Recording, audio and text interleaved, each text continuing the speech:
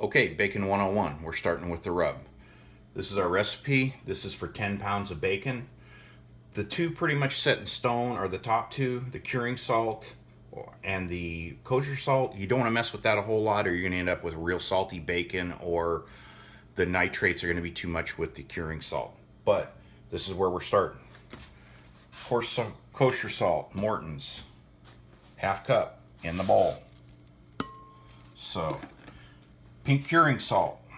This is the brand that we get. 6.25%. They color it pink so that you don't mistake it for anything else. There it is in the bowl.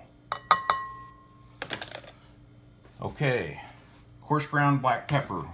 Find your local box store that you can buy it in bulk cheaply. Buy the corns, don't get the pre-ground, because it makes all the difference in the taste and the flavor. Cracking them and putting them in there lets the oils loose just before you make the rub, so that really gives the bacon a punch. Not so much that it's hot, but enough to make the flavor really good. So, 8 tablespoons of coarse ground pepper. And you're going to see that there's some peppercorns in there that are still whole. That's fine. We have a dedicated coffee grinder we use to grind ours, instead of sitting there with a hand grinder or crunching them with a mortar and pestle. That's what we use to do it. Bay leaves. 8 bay leaves crushed into the mix. Note on bay leaves. You can go to the grocery store and buy a bottle like that for $9 and change. You can go to a wholesaler, fill that whole bag up for less than $2. Pack that bag until it won't fit anymore for less than $2. Save yourself a little bit of money doing this. Ground nutmeg. Don't have any on hand right now. Prefer to do it my own ground, but in the meantime, we're using the pre-ground stuff. Brown sugar, half cup. And you can tweak that to your liking. If you were doing a sweet cure, you'd probably use like a full cup of brown sugar and not just a half cup. This is more of a savory mix. Garlic cloves. They say just to smash them. I do a rough chop on them so you get more coverage throughout the bag with the pork belly. When we put it in there, you'll see what I mean. There we go. And we're going to adjust this. We didn't have any fresh thyme, so we're going to put a tablespoon, not 2 tablespoons, of dried thyme in here. Now, just stick your hand in there, mix it up, mix the salt, the sugar, the pink curing salt, all that. Try and get it evenly distributed. And we'll pull the pork belly out and show the next segment.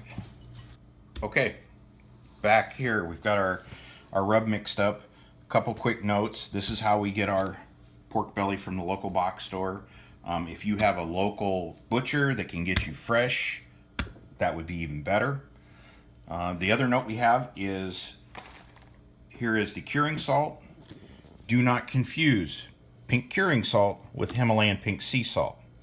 This is basically unrefined table salt. This is what cures your meat. If you mistake these and put this in instead, your meat won't be cured. This is what cures the meat.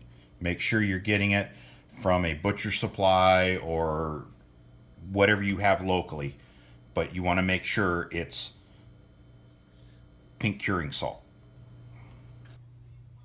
All right, we have our pork belly. I rinsed it, cut it in half.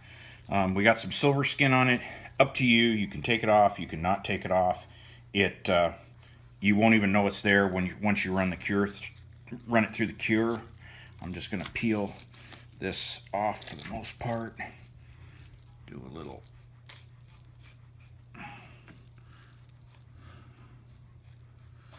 And there you go.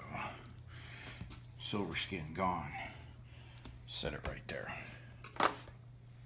This was 10 pounds, and with the recipe, if you can get a 10-pound pork belly, or as close to it as you can, this recipe will work. This was like 10.01 pounds, so perfect. It did everything we needed to do. so it matches our recipe perfectly. All right, so now what we're gonna do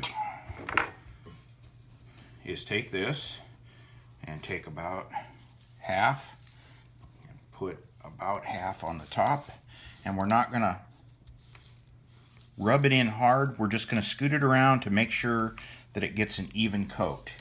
You don't want to rub it in hard, but you do want to move it around enough to make sure that the meat is coated.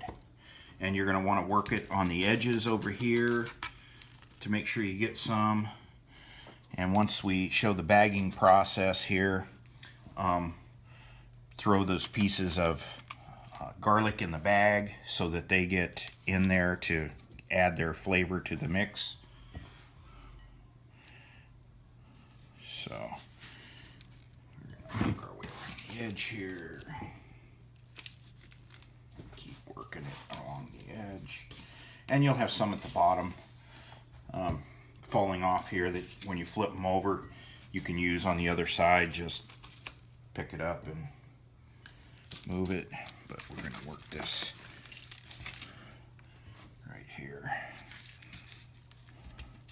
So you can visibly see that it's all covered. You want to get this center seam where they came together too. So, because as soon as you pick it up, some of this is going to fall off, and you're going to have plenty to do. Doesn't look like you have enough to do the backside with what's in the bowl right now, but you will. You'll have plenty. See that? All that falling off, and you can lay it right up here. Do this. Rub it in. You can see some of my black pepper didn't crack all the way down. That's fine. It's not a big deal. It's not rocket science. It's not brain surgery. It's making bacon.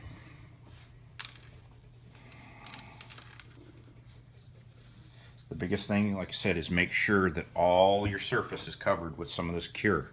Because what's going to happen is it's going to start drying. As soon as you put it in a bag, I mean, it's already starting to pull moisture to the surface. It's going to start pulling moisture to the surface.